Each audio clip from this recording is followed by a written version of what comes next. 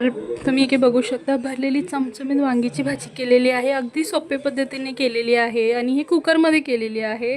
तर चला बघूया. ते की मी वांगी घेतली. वांगी जशी नेहमीप्रमाणे स्वच्छ साफ कापून घेतलेली आहे मधून आणि भरपूर असं वाटण घेतलेलं आहे घरगुती लाल तिखट, हळद आणि मीठ आणि भरपूर शेंगदाणे घेतलेले आहे. वांगीच्या भाजीला शेंगदाणे खूप भारी लागतं भरलेली वांगीसाठी तरी.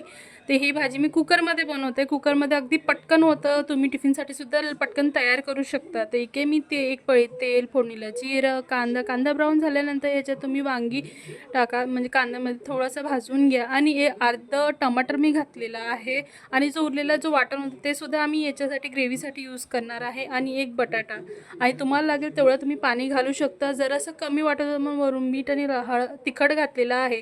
2 शिट्टी करायची. तिसरी शिट्टीला तुम्ही गॅस बंद करा आणि कुकर थंड झाल्यावर खोला. तुमची भरलेली चमचमीत वांगी तयार आहे. Thank you for the watching.